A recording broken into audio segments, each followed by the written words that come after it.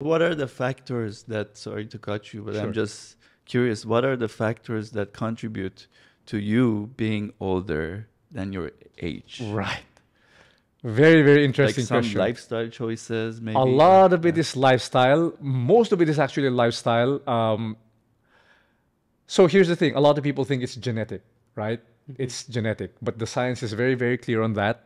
Your genes account for roughly less than 20% of the rate at which you age, right? Less than 20%. 80% is epigenetics, or what is the epigenome? So your genes basically is the blueprint of your body. It's the instructions manual, right? So it has some fixed characteristics, your height, your eye color, your hair color, right? So those are genetic. You inherit that from your mother and father. You can think of it as like a cookbook, right? All the ingredients, all the recipes are in there. But the epigenome, or the step above the genes, that is the chef. The chef decides which ingredients to use, what recipes to make, right? So you can have a gene called the FTO gene, so it's the fat gene. If you have this gene, you're predisposed to obesity. It's Okay. easier for you to gain weight. But if you live correctly, if you diet, if you sleep correctly, you don't activate that gene. So it's there, but it's never expressed. So even if you that's have it, you interesting. can still Okay. remain. So when people say, "Oh yeah, my parents were overweight," So so somehow that's why it's I an excuse. no, Yeah. it's never an excuse because 80% is controlled by you. So in the book, I talk about 5 key things, right?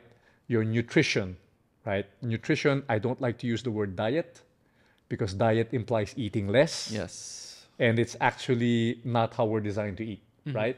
So I teach people to eat more, right? There's the nutrition. Tell me if you want to go through everything one by one, or I can just keep going. Let's have the few things first. Right. Yeah. So number one is your nutrition. Number two is your movement. I don't like to use the word exercise. Number three Okay. is your sleep. Number four is your environmental exposure. And number five is the quality of your relationships, right? Interesting. Right. Wow. So if you want to go, so these are what the science shows that affect your health span and lifespan. Okay, so these are the basic things that activates your longevity. There you go. Bingo, bingo. So So the diet, let's go through diet. What is it that we The nu- can't eat? Yeah. the nutrition. Yes. The Nutrition, nutrition, yeah. right? Nutrition, The Is yeah. there nutrition. one thing that works for everyone, or does everyone's does it vary for everyone? Very Right? Because interesting. for me, sometimes when I fast or I don't eat, I feel much better. Right? But not every day, of course. Right. I don't know how I feel that way because I don't know the details of it. It's just a feeling that I have. So maybe we can dive into that. Those are very deep questions, okay? And the answers are very, very nuanced. But let me start with what to eat, right? Yeah. Basically, the general rule of thumb is you can eat anything you want as long as it's a whole food. And when I say a whole food, as it crawls, as it swims, as it walks, as it runs, as it flies, as it grows from the ground or grows from the trees, as long as they are not altered, you can basically eat it, right? So why is that important? So what most people don't realize is that to them, chicken is chicken, beef is beef, whether it's a burger, whether it's, right? But very, very different things, Yeah. right? So um, all animals, all animals have a built-in calorie counting system, right? It's located in our small intestine. It's called our incretin system, and it's trained to detect nutrients.